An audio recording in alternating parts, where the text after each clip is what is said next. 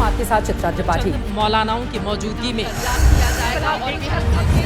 हमारी मौजूदगी है दूर कर रहे हैं ज्यादातर जो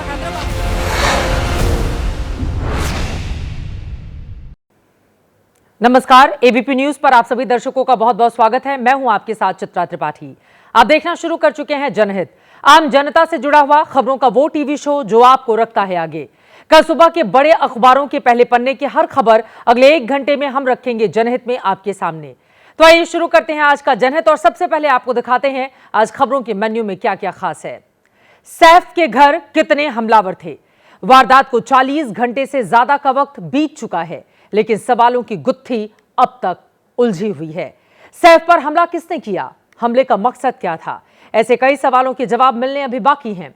जिस तरह के सवाल उठ रहे हैं उसमें उंगली घर वालों की ओर भी है।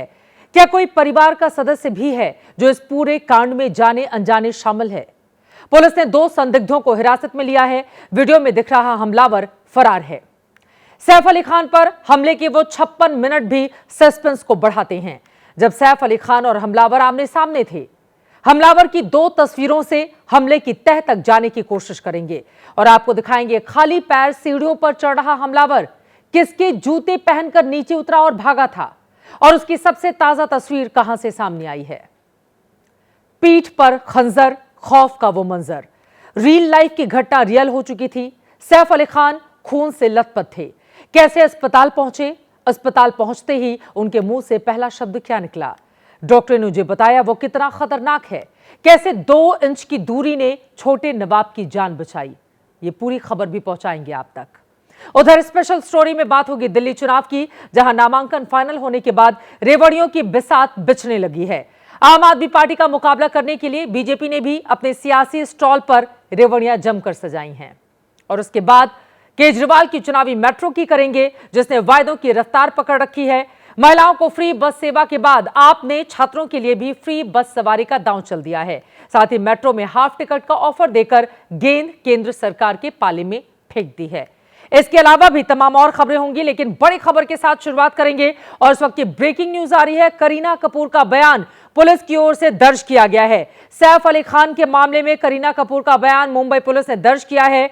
ये ब्रेकिंग न्यूज इस वक्त की है। कुछ देर पहले पुलिस करीना के घर पहुंची थी, वहीं पर बयान दर्ज किया गया है।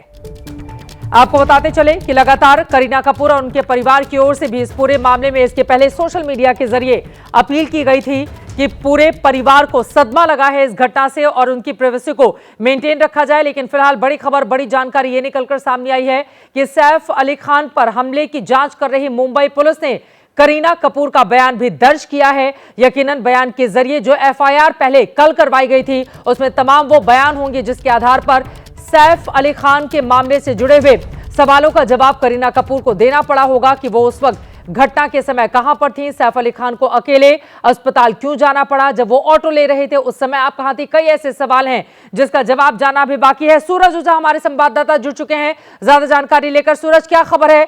करीना कपूर का बयान पुलिस ने दर्ज किया है, क्या जानकारी मिल रही है इस बाबत? जी बिल्कुल, देखिए जिस तरह का बयान मैं आपको बता दूं कि एलियामा फिलिप ने दिया था, जो कि स्टाफ नर्स है, उसने अपने बयान में खुद बताया था कि जब आवाज जोरों से हुई, अटैक किया था और 1 करोड़ रुपए की मांग की थी हमलावर ने, उस आवाज को सुनने के बाद सैफ अली खान और करीना कपूर दोनों ही नीचे आए थे। नीचे आने के बाद उनके सामने सैफ अली खान पर हमला हुआ था। तो इस सब के संदर्भ में उन्होंने क्या कुछ देखा, उन्होंने क्या कुछ नोटिस किया, उनका क्या पक्ष है, उनका क्या कहना है, उसके बाद क्या कुछ हुआ, अस्पताल जब सैफ अली खान गए उसके बाद क्या कुछ हुआ, घर में वॉचमैन से कुछ बात हुई, तो तमाम तरह की चीजें हैं। क्योंकि ये वो लोग हैं जिन्होंने सब अपने आंखों से घटनाओं को होते हुए देखा है। इसी के चलते इनका बयान इतना महत्वपूर्ण हो जाता है। आज बांद्रा पुलिस के वरिष्ठ अधिकारी ने करीना कपूर का बयान दर्ज किया है। सैफ अली खान का भी बयान आगे भविष्य में जाकर दर्ज किया जाएगा, लेकिन उनका बयान दर्ज करने से पहले डॉक्टरों से सलाह मशवरा किया जाएगा कि वो बयान देने के लिए फिट है या नहीं है। लेकिन आपको बता दें डेवलपमेंट यही है ठीक कि है। मुंबई पुलिस ने करीना कपूर का बयान दर्ज किया। बहुत धन्यवाद सूरज इस पूरी जानकारी के लिए। आगे भी जानकारी आपसे हम लेते रहेंगे। बयान दर्ज हो चुका है करीना कपूर का। मुंबई पुलिस की जांच लगातार जारी है। इस जांच में क्या निकलकर सामने आएगा, इस पर लगातार एबीपी न्यूज की नजर बनी हुई है। सैफ अली पर हमला करने वाला आरोपी अब तक पुलिस की पकड़ से दूर ही है। आरोपी का चेहरा देश के सामने आ चुका है, बावजूद इसके मुंबई पुलिस उस तक पहुंच नहीं पा रही, उसके बारे में बहुत कुछ बता भी नहीं पा रही है। इस बीच एबीपी न्यूज को संदिग्ध हमलावर की सबसे ताजा तस्वीर मिली है, जो बांद्रा स्टेशन के बाहर की बताई जा रही है। इसमें उसका हुलिया थोड़ा सा बदला हुआ दिखाई दे रहा है। बताया जा रहा है कि यह तस्वीर कल सुबह 8 बजे के आसपास की है। अब सवाल यह है कि सैफ के घर हमला करने वाला यह आरोपी अकेला था या फिर इसके साथ अंदर या बाहर का कोई दूसरा तीसरा व्यक्ति भी मिला हुआ था।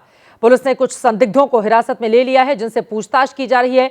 लेकिन ये तस्वीरें आपके सामने हैं, जो सबसे ताजा तस्वीर एबीपी न्यूज को मिली है। अब ये कहां गया, कौन कौन इसके साथ जुड़ा हुआ था, घर के भीतर कैसे पहुंचा, जब बाहर गया तो इसका पीछा किसी ने क्यों नहीं किया, कई ऐसे सवाल हैं जिसका जवाब मिलना अभी बाकी है। लेकिन ये जो तस्वीर इस वक्त आप अपनी टीवी स्क्रीन पर देख रहे हैं, ये तस्वीर कल सुबह 8 बजे के आसपास की बताई जा रही है। तस्वीर नंबर 1, संदिग्ध आरोपी चेहरे से मुंह ढककर सीढ़ियों से ऊपर चढ़ रहा है। तस्वीर नंबर 2, संदिग्ध आरोपी सीढ़ियों से नीचे उतर रहा है।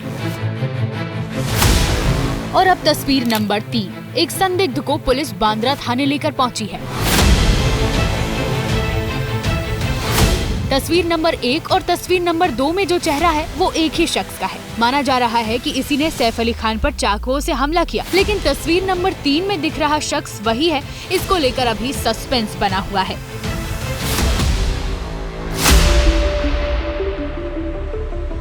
मुंबई पुलिस के जवान गाड़ी से जिस दुबले पतले सफेद रंग की टी-शर्ट वाले संदिग्ध को उतार कर ले जा रहे हैं, उसका नाम शाहिद है।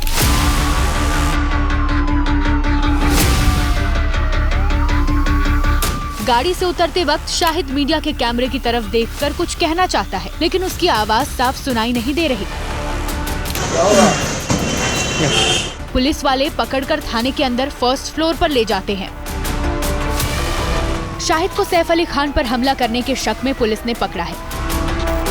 इसकी कद काठी और इसका चेहरा उस संदिग्ध से मिलता जुलता है जो सैफ के घर की सीढ़ियों से उतर रहा है। शाहिद नाम का ये शख्स पहले से चोरी की वारदात में शामिल रहा है। पुलिस ने इसे फॉकलैंड रोड गिरगांव से हिरासत में लिया है। पुलिस की माने तो घर में घुसकर चोरी करने के 4 से 5 केस इस पर चल रहे हैं। सैफ कांड में मुंबई पुलिस ने इसे शक के आधार पर पकड़ा है। शाहिद एक बिल्डिंग में छुपा हुआ था। बांद्रा थाने में दोपहर से ही पूछताछ की जा रही है। ये जानने की कोशिश है कि अगर ये खुद हमलावर नहीं है तो कहीं हमलावर इसका कोई जानने वाला तो नहीं। दोपहर बाद पुलिस की टीम शाहिद को बांद्रा थाने लेकर निकली। पुलिस की कुल 35 टीमें हमलावर को खोज रही हैं। इनमें से 20 टीमें मुंबई पुलिस की है, जबकि 15 टीमें क्राइम ब्रांच की है। सभी टीमों को अलग अलग जिम्मेदारी मिली है। 40 घंटे से ज्यादा का वक्त बीत चुका है। पुलिस अब तक सैफ के हमलावर तक पहुंच नहीं पाई है। मुंबई पुलिस सूत्रों की माने तो सैफ की बिल्डिंग से निकलने के बाद हमलावर बांद्रा रेलवे स्टेशन के आसपास दिखाई दिया था। शक है कि घटना के बाद संदिग्ध हमलावर ने सुबह की लोकल ट्रेन ली हो सकती है। मुंबई पुलिस की टीमें वसई नाला सुपारा इलाके में कैंप कर रही हैं। मुंबई के इसी बांद्रा पुलिस स्टेशन में बारिस अली नाम के उस कारपेंटर से भी पूछताछ की जा रही है, जो घटना के एक दिन पहले सैफ के घर गया था। अक्सरी नाम की बुर्के वाली महिला बारिस की पत्नी है, जिसने एबीपी न्यूज के कैमरे पर अपने पति के बारे में बताया है।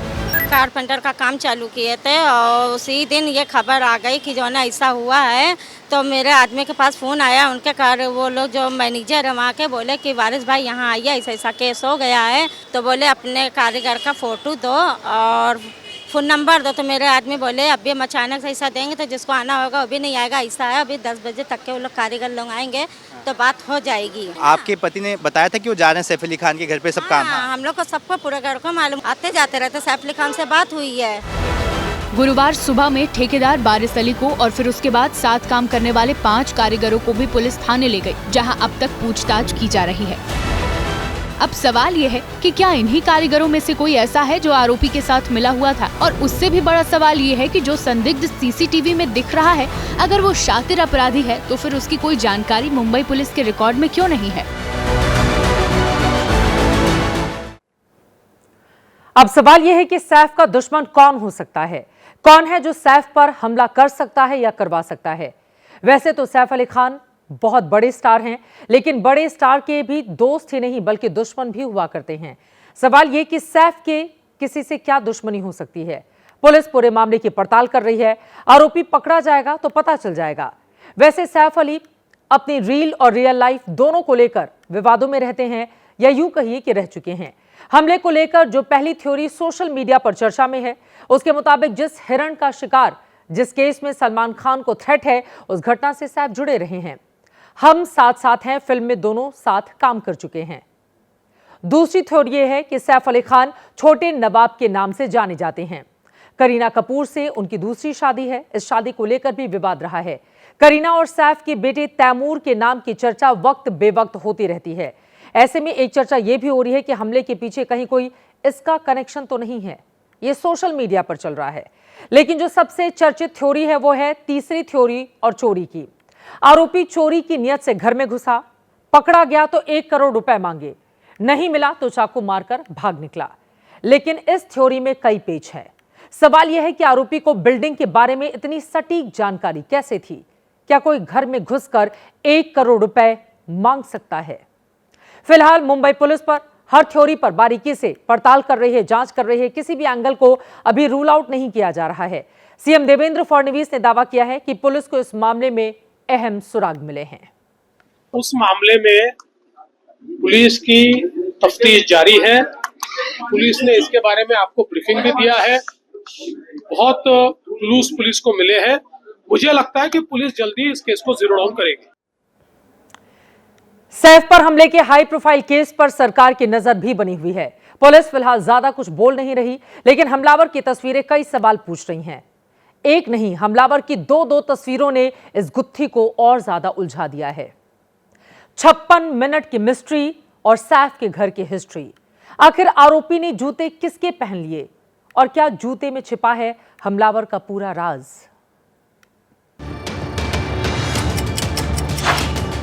रात 1:37 और 50वें सेकंड पर हमलावर कैमरे के फ्रेम में दाखिल होता है। चेहरे पर गमछा ओढ़े गुपचुप तरीके से सीढ़ी चढ़ता है। कंधे पर काले रंग का बैकपैक लटका है।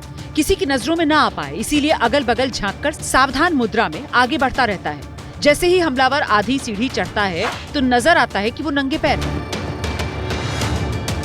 इसके बाद हमलावर सैफ अली खान के घर के 11वें फ्लोर में दाखिल हो जाता है। 1:38 और 5वें सेकंड पर हमलावर सीसीटीवी कैमरे की रेंज से दूर हो जाता है। 15 सेकंड का ये वो नया वीडियो है जिसने सैफ अली खान पर हुए हमले में नया ट्विस्ट ला दिया है। कल ही हमलावर का पहला सीसीटीवी आया था, जिसमें हमलावर हमले के बाद भागता नजर आ रहा था। तब घड़ी की सुई 2:33 पर थी, यानी हमलावर सैफ अली खान के 11वें फ्लोर पर पूरे 56 मिनट रहा। करीब 1 घंटे तक हमलावर ने 11वें फ्लोर पर क्या कुछ किया उसकी जांच चल रही है। लेकिन पहले हमलावर के 11वें फ्लोर में दाखिल होने और भागने की तस्वीरों को एक साथ देखते हैं। जब हमलावर 11वें फ्लोर तक पहुंचने के लिए सीढ़ी चढ़ रहा था तो उसने चेहरे को छिपा रखा था। जब उतरा तो उसके चेहरे पर कोई गमछा नहीं था। ऊपर जाते हुए हमलावर नंगे पैर, लेकिन नीचे उतरते हुए पैरों में जूते। आरोपी सावधानी से दाखिल हो रहा था, लेकिन दूसरी तस्वीर में आरोपी भागता हुआ नजर आ रहा है। इन 2 तस्वीरों से 11वें फ्लोर पर हमलावर की मौजूदगी के वक्त का पता चला, लेकिन कई नए सवाल खड़े हो गए। सवाल उठता इतनी बड़ी वारदात हो गई और हमलावर अपनी जान बचाने के साथ जूते पहनने में भी कामयाब रहा। स्लीपर के बजाय जूते पहनने में वक्त लगता है। सैफ पर हमले के बाद भी हमलावर ने इतनी आसानी से जूते कैसे पहन लिए, और इस दौरान हमलावर पर कोई पलटवार भी नहीं हुआ। सवाल ये भी उठ रहा है कि दाखिल होते हुए हमलावर ने जूते नहीं पहने थे, तो क्या जूते भी सैफ के घर से ही साफ किए या बैग में ले गया था? हमलावर जब दाखिल हुआ तो चेहरे पर गमछा और कंधे पर बैग था। भागते हुए भी कंधे पर बैग और गमछा दूसरे कंधे पर। सवाल उठता इतनी बड़ी वारदात को अंजाम देने के बावजूद आरोपी अपने सारे सामान को भी वापस लाने में कामयाब कैसे रहा? कई सवाल खड़े कर रही है ये तस्वीर। घटना के 40 घंटे से ज्यादा बीत जाने के बाद हमलावर की तस्वीर के नाम पर अब तक सिर्फ ये 2 तस्वीरें हैं। इतनी हाई सिक्योरिटी वाली सोसाइटी में हमलावर के घुसने और भागने की कोई और तस्वीर क्यों नहीं सामने आई? सवाल यह है कि जिस बिल्डिंग में देश के नामचीन सितारे रहते हैं, जो बिल्डिंग मुंबई के हाई प्रोफाइल इलाके में है, क्या उस बिल्डिंग की सुरक्षा इतनी लचर हो सकती है कि कोई भी बाहरी व्यक्ति बिना किसी रोक टोक के अंदर दाखिल हो जाए और आराम से फिर बाहर भी निकल जाए? सवाल यह है कि हमलावर सैफ के घर तक पहुंचा कैसे? क्या हमलावर को सैफ की बिल्डिंग के बारे में पूरी जानकारी थी? क्या हमलावर को सैफ के घर का पूरा नक्शा पता था? क्या हमलावर को परिवार का कोई सदस्य जानता है? हमलावर जब हमला करके भागा तो फिर उसका पीछा किसी भी व्यक्ति की ओर से क्यों नहीं किया गया? क्या इतने बड़े स्टार के घर से आसानी से कोई घुस सकता है? घटना के वक्त 8 लोग घर में मौजूद थे। चाकूबाज अकेला फिर भी काबू में क्यों नहीं आ पाया? ये वो 7 सुलगते सवाल हैं जिनके जवाब मिलने अभी बाकी हैं। सवाल मुंबई पुलिस पर भी हैं। क्या अपराधियों में पुलिस का इतना भी खौफ नहीं बचा कि वो वीआईपी इलाके में आसानी से घुसकर एक सेलिब्रिटी को निशाना बनाता है और फिर आराम से वहां से फरार हो जाता है? और अब बात करते हैं उस चाकू की जिससे सैफ अली खान पर वार किया गया था। तस्वीरें उसी चाकू के आधे हिस्से की जो हम आपके सामने रखने जा रहे हैं। छोटा सा टुकड़ा सैफ की पीठ से निकाला गया है। इसका बचा हुआ हिस्सा कहां है यह किसी को भी नहीं पता। 2.5 इंच का यह चाकू जिसका टुकड़ा सैफ की रीढ़ की हड्डी के पास फंसा हुआ था। डॉक्टर्स ने बताया है कि अगर यह चाकू 2 मिलीमीटर और अंदर चला जाता तो सैफ को गंभीर चोट लग सकती थी, उनकी स्थिति खराब हो सकती थी। 2 मिलीमीटर का मतलब समझते हैं आप? इतना कम कि आप कभी किसी छोटी चीज को बताने के लिए जो कहते हैं इतना सा। हाँ, इतने से अंतर से सैफ बच गए। अगर सैफ के शरीर में चाकू थोड़ा और अंदर चला जाता तो फिर उनकी जिंदगी खराब हो सकती थी, खतरे में पड़ सकती थी। किस्मत अच्छी थी, सैफ बच गए हैं। हमलावर ने उन पर पीछे से वार किया। उसी वार में उनकी रीढ़ की हड्डी के पास चाकू घुसा और अंदर ही टूट गया। डॉक्टर्स के मुताबिक सैफ अली खान अपने शरीर में फंसे हुए चाकू को लेकर ही अस्पताल पहुंचे। उनकी हिम्मत देखकर डॉक्टर्स भी हैरान थे।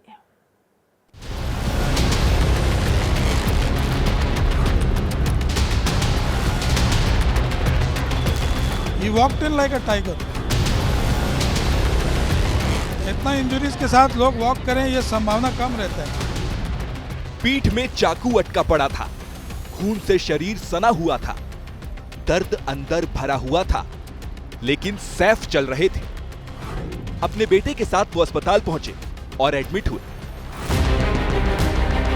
डॉक्टरों के मुताबिक सैफ के शरीर में 4 घाव थे, जिनमें सबसे खतरनाक था उनकी पीठ का घाव। सैफ की पीठ से डॉक्टरों ने चाकू का ये हिस्सा निकाला है।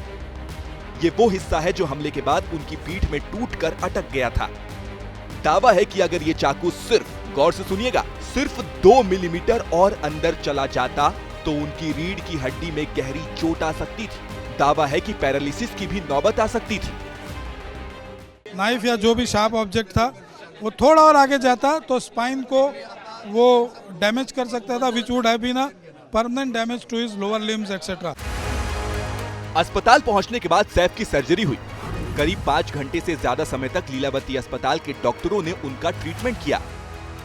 इसके बाद निकला ये 2.5 इंच के चाकू का टुकड़ा। और सुनिए, ये चाकू कोई स्पेशल चाकू नहीं है। डॉक्टरों के मुताबिक ये किचन में इस्तेमाल होने वाला चाकू है, वही चाकू जिससे आप घर में सब्जियां काटते हैं। इसी से सैफ के शरीर को गोदा गया था। किचन नाइफ का पार्ट उनके रीढ़ की हड्डी में अंदर तक, अंदरूनी तक चोट आई थी और उसका टिप स्पाइनल कॉर्ड के टच हो रहा था और वहाँ से स्पाइनल फ्लूइड लीक हो रहा था। उसकी वजह से उनको ऑपरेशन करके वो चाकू या नाइफ का पार्ट निकालना पड़ा और वो जो फ्लूइड लीक हो रहा था उसके लिए ऑपरेशन करके रिपेयर करना पड़ा। सैफ की सर्जरी सफल हो गई है। फिलहाल वो आईसीयू में है, बिल्कुल ठीक है। लोगों को उनसे मिलने के लिए रोका गया है। अब कल उन्हें आईसीयू से शिफ्ट किया जाएगा। सैफ अली खान, आप अभी हमने जब पूछताछ की, आईसीयू में वो एकदम स्टेबल है। कल सुबह हम उनको वार्ड में शिफ्ट करेंगे, रूम में शिफ्ट करेंगे और फिर 2 दिन में डिस्चार्ज का प्लान है। और मुझे लगता है 1 हफ्ते में वो बैक टू शूटिंग जा सकते हैं। यानी 1 हफ्ते के अंदर सैफ इतने तो ठीक हो ही जाएंगे कि वो शूटिंग पर जा पाए। जैसे आम घरों में होता है वैसे ही सैफ का परिवार भी कभी घर तो कभी अस्पताल अप डाउन कर रहा है। इंडस्ट्री के कलाकार उनके जल्द ठीक होने की कामना कर रहे हैं। हम सब कंसर्न हैं। We hope that Saif's health is better and we hope that he is feeling better. और आई थिंक हम सब बहुत ही शॉक थे जो हुआ उसके साथ। किस्मत और लोगों की दुआओं के धनी सैफ अली खान अस्पताल में बिल्कुल नॉर्मल हैं। उम्मीद की जा रही है कि कल पुलिस उनका बयान दर्ज कर सकती है। जनहित में आगे बढ़ते हुए अब आपको सैफ अली खान केस की सबसे बड़ी गवाही दिखाते हैं। ये गवाही उस ऑटो वाले की है जो आधी रात मसीहा बनकर सैफ अली खान को अस्पताल तक लेकर गया। उस ऑटो वाले को एबीपी न्यूज ने खोज निकाला, उससे बातचीत की। ऑटो वाले ने हमें उस रात की पूरी कहानी बताई। कैसे उसे बुलाया गया, सैफ अली खान कैसे उसके ऑटो में बैठे थे, अस्पताल गए तब क्या क्या हुआ, कौन कौन सैफ के साथ था, इन सभी सवालों के जवाब इस रिपोर्ट में। दर्शक, पूरा देश देखना चाहता है कि आपने सैफ अली खान को किस तरह से उनके घर से लेकर अस्पताल तक छोड़ा। से चले, इतना कोई वो नहीं था, सीरियस नहीं थे, चले थे। तो आप बैठ के दिखाएं कैसे बैठे? हाँ, वो आराम से ऐसा बैठे थे, बीच में ऐसा आराम से बैठे थे, धीरे से बैठे थे ऐसा। तो ऐसे बैठे, फिर टेका कहाँ लगाया था? हाँ, टेका ऐसा लगा दिया था। अच्छा, हाँ। आप जरा दिखा सकते हैं इस ऑटो में? मान लीजिए सैफ वहाँ से आ रहे थे, तो कहाँ सैफ बैठे थे? बच्चा यहाँ बैठे थे, उनके साथ किधर बैठे? हाँ, जो साथ में थे। आप ऐसा करेंगे, आप यहाँ बैठ जाइए जरा। सूरज, ये हमारे संवाददाता सूरज भी यहाँ बैठेंगे, ये सैफ अली खान की भूमिका अदा करेंगे, थोड़ा हम समझने की कोशिश करेंगे। तो सूरज यहाँ पर बैठे हुए हैं, ये इनके साथ एक और यहाँ पर था और एक बच्चा यहाँ पर बैठा हुआ था। तो अपने से मन से गए उतर के, जैसे यहाँ बैठे हैं, मैं यहाँ बैठा हूँ, ठीक है। मेरे से इतना ऐसा फेस टू फेस में ऐसा बात हो रहा है कि इमरजेंसी वार्ड है, ये सब है। उनके साथ में जो था बच्चा था वो बाहर खड़ा हो गया, यंग थे जो साथ में थे वो भी बाहर खड़े हो गए, ठीक है। उसके बाद में मैं इधर बैठा हूँ, तो स्ट्रेचर आया है, थोड़ा आराम से अपना उतर के, थोड़ा हल्के से। कुछ यही सीन था जब ऑटो ड्राइवर भजन सिंह ने सैफ को अपने ऑटो में बैठाकर अस्पताल तक पहुंचाया। भजन के मुताबिक ऑटो में सैफ, उनके साथ एक बच्चा और एक दूसरा शख्स मौजूद था। आज हमने एक एक कर भजन सिंह से वो सवाल किए जिनके जवाब देश जानना चाहता है। आप वहाँ पर क्या कर रहे थे और किसने आपको बुलाया था? जी सर जी, हम कुछ नहीं, हम तो रनिंग में थे। हम तो जैसे आ रहे थे तो गेट से आवाज़ आई और एक लेडीज आंटी थी, वो दूर से घूम के आ रही थी, शायद वो सिगड़ी की तरफ से आवाज़ मार के आ रही थी हेल्प के लिए कि रिक्शा रुकाओ। तो मैं रुकाया, उस टाइम देखा तो मैं भी गड़बड़ा गया। फिर गेट से भी आया रिक्शा रुको। फिर मैंने यूटर्न मारा, गेट पे गाड़ी लगाया, तो मैं ये नहीं देख रहा हूँ कि सैफ अली खान है। जब से ब्लड से पूरा ऐसा बैट शर्ट था, पैंट कुर्ता था, नाइट ड्रेस में पूरा बैट ऐसा पूरा सब भीगा हुआ था खून से। इधर लगा था जख्म, इधर लगा था जख्म, बाकायदा बहुत एक वो था। देख के मैं भी हक्का बक्का रह गया, मैंने क्या होगा ऐसा करके। ऑटो में बैठे सैफ कितनी देर में अस्पताल पहुंच गए ये भी जान लीजिए।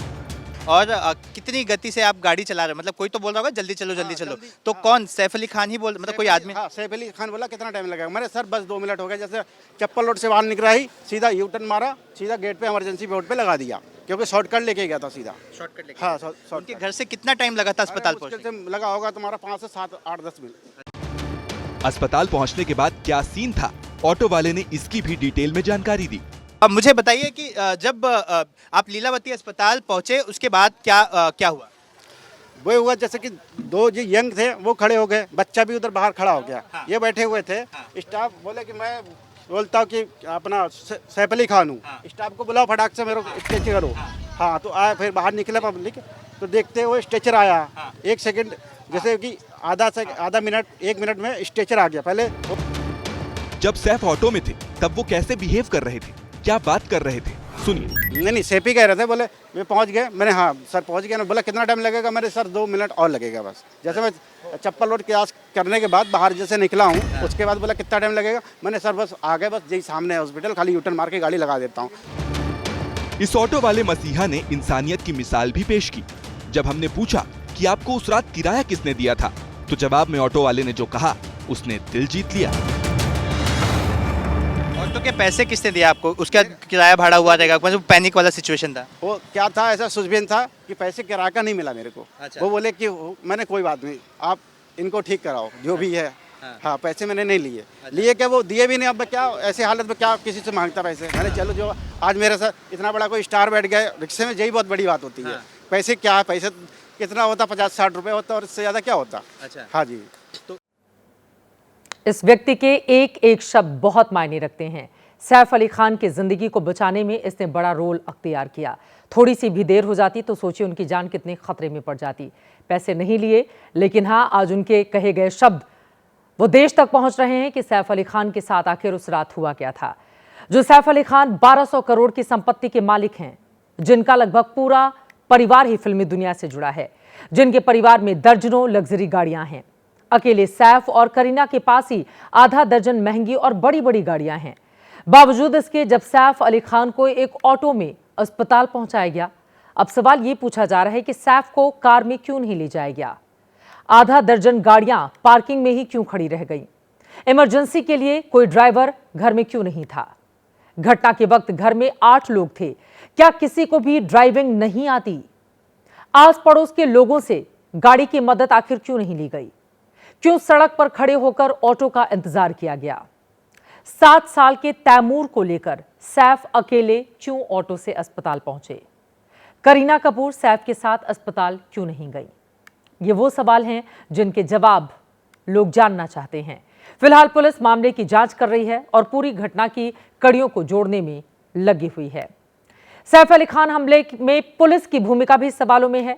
सच की तह तक जाने के बजाय पुलिस विभाग फिलहाल खुद में उलझा हुआ है। पुलिस वर्सेस पुलिस की लड़ाई में क्या चोर निकलकर भाग गया, ये बड़ा सवाल इस वक्त कायम है। पुलिस की 20 टीमें, क्राइम ब्रांच की 15 टीमें, दोनों की कुल मिलाकर 35 टीमें इस चाकूबाज हमलावर को खोज रही हैं, जिसने बुधवार और गुरुवार की दरमियानी रात अभिनेता सैफ अली खान पर हमला किया। सवाल ये कि क्या इस पूरे चाकू कांड में पुलिस और क्राइम ब्रांच एक पिच पर नहीं है? क्राइम ब्रांच की टीम कल से लेकर अब तक कई बार सैफ के घर जांच के लिए जा चुकी है।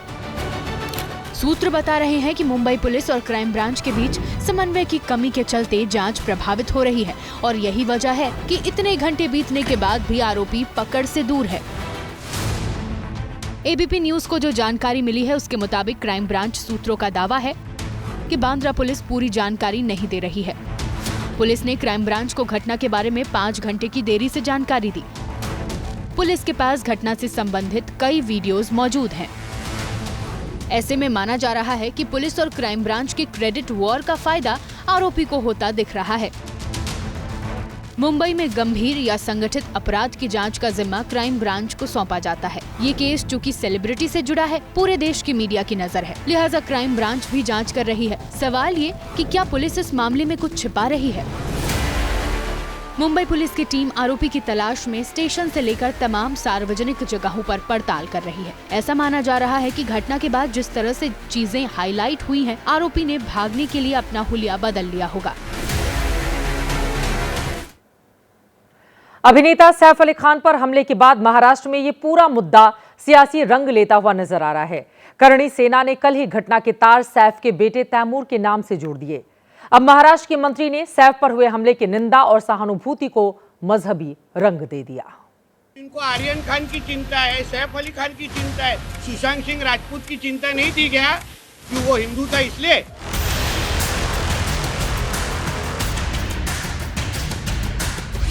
पहले शादी और फिर बेटे के नाम को लेकर अभिनेता सैफ अली खान हिंदू संगठनों के निशाने पर रहे हैं, लेकिन अब उन पर हुए हमले को भी यही रंग दिया जा रहा है। दरअसल 15-16 जनवरी की दरमियानी रात अभिनेता सैफ अली खान पर घर में घुसकर हमला हुआ, जिसने आर्थिक राजधानी में सुरक्षा का सवाल सुलझा दिया। सवाल सरकार की तरफ है, लेकिन बचाव करते करते मंत्री जी 5 साल पीछे चले गए। महाविकास आघाड़ी के टाइम पे तो सुशांत सिंह राजपूत जैसे लोगों को मार डाला जाता था, उसमें मंत्रियों का नाम आता था, सीएम के सोकॉल्ड बेटे का नाम आता था, तभी कोई बोलता नहीं था। कभी सुशांत सिंह राजपूत जैसे आदमी के लिए रोते हुए हमारे सुप्रिया ताई को सुना नहीं था हमने। को आर्यन खान की चिंता है, सैफ अली खान की चिंता है, सुशांत सिंह राजपूत की चिंता नहीं थी क्या कि वो हिंदू था इसलिए? विरोधियों की नीयत पर सवाल उठाने वाले नितेश राणे महाराष्ट्र सरकार में मंत्री हैं, लेकिन उनकी एक छवि कट्टर हिंदू नेता की भी है। सांसद सुप्रिया सुले पर उन्होंने धर्म के आधार पर दर्द जताने का आरोप लगाया। पहले सुनिए सुप्रिया सुले ने सैफ हमले कांड पर क्या कहा था। बहुत चिंताजनक जो अटैक हुआ है, उनके घर पे जो हमला हुआ है, उनका बच्चा वहाँ उस रूम में सोया हुआ था, तो बहुत फैमिली तो घबराई हुई है। और सैफ अली खान जी ने खुद को डिफेंड, अपने बच्चे को डिफेंड करने के लिए उन्होंने जो किया, उसके ऊपर बहुत स्टिचेस भी आए, वो अस्पताल में अभी है। सुप्रिया सुले ने मीडिया को ये बातें पटौदी परिवार से हुई बातचीत के आधार पर बताई, लेकिन जो बातें नितेश राणे कह रहे हैं उससे बीजेपी नेता भी कन्नी काटते नजर आ रहे हैं। हमारे मंत्री महोदय ने क्या कहा मुझे पूरा उसका ज्ञान नहीं है, पूरी टिप्पणी सुनने के बाद ही उस पर बोल पाऊंगा। पर हमारे मंत्री नितेश राणे एक सुलझे हुए व्यक्ति है, और यदि उन्होंने कुछ बोला है तो उसमें कुछ तथ्य रहा होगा, पर पूरा बयान मैंने सुना नहीं है।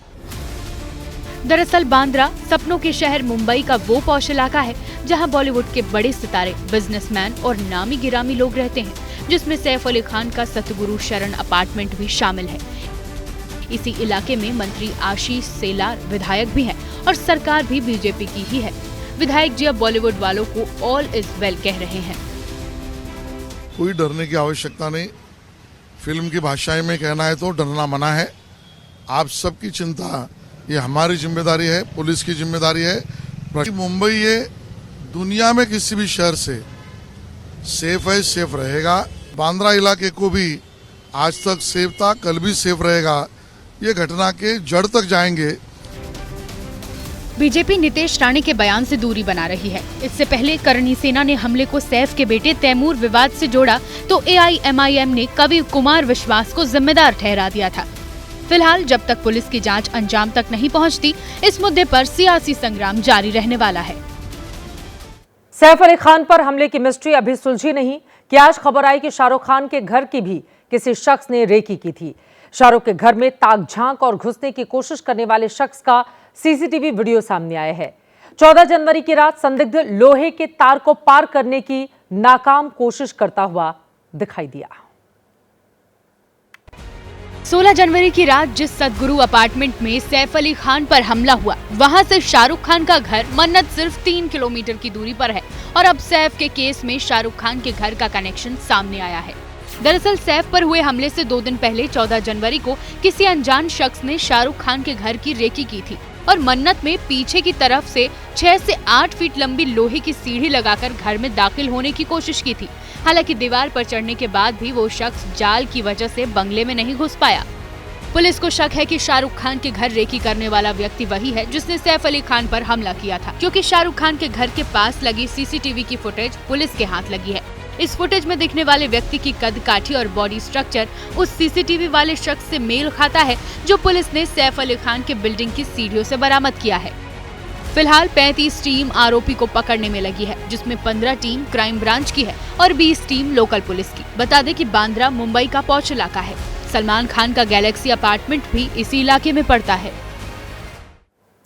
बॉलीवुड के सितारों की सुरक्षा से जुड़ा हुआ ये अहम मसला है, लेकिन अभी तक सैफ अली खान मामले में जो आरोपी है वो पुलिस की पकड़ से बाहर है और इसी वजह से मुंबई पुलिस के ऊपर कई सवाल मौजूदा वक्त में खड़े हो रहे हैं। जैसे और जानकारी मिलेगी ABP न्यूज आप तक पहुंचाता रहेगा। आगे बढ़ते हुए अब मुंबई से आपको लेकर आते हैं राजधानी दिल्ली। वैसे तो गुड़, गाजर का हलवा, शकरकंद, गोंद के लड्डू भी सर्दियों के आइटम हैं, खाने के काम आते हैं, लेकिन बांटने की बात आती है तो जो बात रेवड़ी में है शायद वो बात किसी और में नहीं। दिल्ली में चुनावी रेवड़ियों की रेस में आज बीजेपी ने भी एंट्री मार दी है। तय कर दिया कि मुफ्त के वायदों को काटने के लिए उसके पास भी मुफ्त के खूब हथियार हैं। रेवड़ी कल्चर पर देश का इंटेलेक्चुअल बहस करता है तो करता रहे। एजेंडा साफ है, दिल्ली में रेवड़ी को रेवड़ी से काटा जाएगा, मुफ्त को मुफ्त से ही हराया जाएगा। दिल्ली में बीजेपी ने संकल्प पत्र का पार्ट 1 जारी किया। उसमें यही दिखा, संकल्प से सिद्धि वाया रेवड़ी। और बतौर राष्ट्रीय अध्यक्ष मैं पूरी जिम्मेवारी से बोल रहा हूं कि जो कहा था वो किया है, जो नहीं कहा था वो भी किया है, और आगे जो कह रहे हैं उसको हम पूरा करेंगे। अब जल्दी से लिस्ट पर आते हैं। दिल्ली वाले चाहे तो नोट कर लें कि बीजेपी के मुफ्त वाले मेन्यू में क्या क्या है। ये संकल्प पत्र का पहला पाठ है। इसमें कहा गया है, दिल्ली में सरकार बनी तो बीजेपी महिलाओं को हर महीने 2,500 रुपए देगी, गर्भवती महिलाओं को 21,000 रुपए देगी, LPG सिलेंडर पर 500 रुपए सब्सिडी देगी, होली दिवाली पर 2 मुफ्त सिलेंडर देगी, आयुष्मान योजना में 10 लाख तक का मुफ्त इलाज होगा, 60 साल से ज्यादा उम्र वालों को 2,500 रुपए और 70 से ज्यादा उम्र वालों को 3,000 रुपए पेंशन देगी। अटल कैंटीन से झुग्गी वालों के लिए 5 रुपए में भरपेट भोजन की व्यवस्था करेगी। यही नहीं, बीजेपी ने इतने सारे फ्री जन कल्याण के साथ दिल्ली को पीएम मोदी के नाम का गारंटी कार्ड भी दिया। मोदी की गारंटी यानी गारंटी पूरी होने की गारंटी। 2014 में हम लोगों ने 500 प्रोमिसेस किए थे और जिसमें से 499 वर डिलीवर्ड। It was 99.99%। मानसिकता, इच्छा शक्ति, पॉलिटिकल विल अगर किसी पार्टी में है तो वह भारतीय जनता पार्टी में है। आम आदमी पार्टी ने बीजेपी के संकल्प पत्र को अपने मैनिफेस्टो का कट कॉपी पेस्ट बता दिया। केजरीवाल ने कहा, ये मुफ्त ऐलान रेवड़ी नहीं है तो फिर क्या है? आज भारतीय जनता पार्टी के राष्ट्रीय अध्यक्ष ने ऐलान किया है कि हम भी केजरीवाल की तरह फ्री की रेवड़ी देंगे। प्रधानमंत्री जी सामने आके स्पेसिफिकली ऐलान करे कि मैंने गलत बोला था, केजरीवाल सही था। मोदी जी कहें कि फ्री रेवड़ी देश के लिए नुकसान नहीं है बल्कि भगवान का प्रसाद है। तो जब केजरीवाल का ही सारा काम करना है तो फिर केजरीवाल का काम करने के लिए बीजेपी को क्यों लाया जाए? दिल्ली की मुफ्त वाली रेस में कांग्रेस भी 5 गारंटी लेकर दौड़ रही है। उसमें भी कहा, बीजेपी और आपके मुफ्त में वो बात नहीं है जो कांग्रेस वाले मुफ्त में है। देखिए, ये तो जुमला पत्र होता है भारतीय जनता पार्टी का, ये हर व्यक्ति जानता है। कहते हैं दूध का जला छाछ भी फूक फूक कर पीता है। दिल्ली की जनता तो 2 बार जल गई है। इस बार अगर केजरीवाल जी शरबत भी पिलाएंगे तो जनता फूकेगी नहीं, थूकेगी। बीजेपी के संकल्प पत्र का पार्ट 1 देखें तो अब भी कई तरह की रेवड़ियों पर उसने पत्ते नहीं खोले हैं। मसलन बिजली, पानी पर क्या मुफ्त देगी अभी साफ नहीं है। संकल्प पत्र का पार्ट 2 भी जल्द आ सकता है। आप देख रहे हैं जनहित। बहुत पहले एक बड़े नेता ने कहा था, चुनाव मेहनत से नहीं मैनेजमेंट से जीते जाते हैं। तो चलिए ऐसी ही एक चुनावी ट्रिक दिखाते हैं। आज दिल्ली में आम आदमी पार्टी ने छात्रों के लिए भी DTC बस मुफ्त करने का ऐलान कर दिया। मेट्रो पर तो दिल्ली सरकार का जोर चल नहीं सकता, तो इसके लिए केजरीवाल ने प्रधानमंत्री मोदी को लिख दी चिट्ठी। अब इसका वोट गेम समझें। अगला स्टेशन शालीमार बाग है। दिल्ली की लाइफलाइन दिल्ली मेट्रो, जिस पर दिल्ली की रफ्तार टिकी है, जिससे रोजाना लाखों लोग ट्रैवल करते हैं। इनमें 5 लाख स्टूडेंट्स भी हैं। क्या मेट्रो पर मुफ्त का ग्रहण लग जाएगा? सवाल है कि छात्रों के लिए मेट्रो का आधा किराया माफ करना यानी हाफ कर देना चाहिए। कृपया दरवाजों से हटकर खड़े हों। 2019 में जब अरविंद केजरीवाल दिल्ली के सीएम थे, ये आइडिया तभी उनके दिमाग में आया। लेकिन सुप्रीम कोर्ट ने इस फॉर्मूले का क्या किया था, देखिए। सुप्रीम कोर्ट ने कहा था, सरकार को सार्वजनिक पैसे का इस्तेमाल ढंग से करना चाहिए। सरकार को हर चीज मुफ्त बांटने की आदत छोड़ देनी चाहिए। दिल्ली मेट्रो में मुफ्त यात्राएं कराने लगेंगे तो DMRC डूब जाएगी। अगर फिर भी जबरन मुफ्त यात्रा कराना चाहेंगे तो हम रोक देंगे। DMRC ने कहा था, मुफ्त यात्रा से 1500 करोड़ का बोझ पड़ेगा। मेट्रोमैन श्रीधरन ने कहा था, मेट्रो दिवालिया हो जाएगी। जब सुप्रीम कोर्ट ने 6 साल पहले ही मेट्रो वाली मुफ्तखोरी रोक दी, तो फिर अब मेट्रो में छात्रों का किराया हाफ करने और इसके लिए प्रधानमंत्री मोदी को चिट्ठी लिखने की क्या जरूरत? केजरीवाल ने क्या लिखा, ये भी जानिए। आदरणीय प्रधानमंत्री जी, दिल्ली के छात्र स्कूल अथवा कॉलेज तक आने जाने के लिए बड़े पैमाने पर मेट्रो पर निर्भर हैं। छात्रों पर वित्तीय बोझ कम करने के लिए मैं मेट्रो में 50% रियायत देने का प्रस्ताव रखता हूँ। मेट्रो केंद्र और दिल्ली सरकार की 50-50 परियोजना है, इसीलिए केंद्र आधा खर्च वहन करे। हमारी ओर से हम छात्रों के लिए बस यात्रा पूरी तरह मुफ्त करने की योजना बना रहे हैं। अधिकतर स्टूडेंट्स मेट्रो का इस्तेमाल करते हैं, तो मैंने आज प्रधानमंत्री जी को चिट्ठी लिखी है कि हमें स्टूडेंट्स को 50% कंसेशन देना चाहिए मेट्रो के फेयर में, और इसकी वजह से जो खर्चा आएगा उस खर्चे को दिल्ली सरकार और केंद्र सरकार के बीच में 50% 50-50 के रेशो में शेयर किया जाए। ये बिल्कुल जनहित का मामला है, इसमें कोई राजनीति नहीं है और ना राजनीति होनी चाहिए। और अब आगे बढ़ते हुए आज का जनहित मंत्र, खुशी के लिए नहीं बल्कि खुश होकर काम करेंगे तो खुशी भी मिलेगी और सफलता भी। इसी के साथ जनहित में आज के लिए बस इतना ही।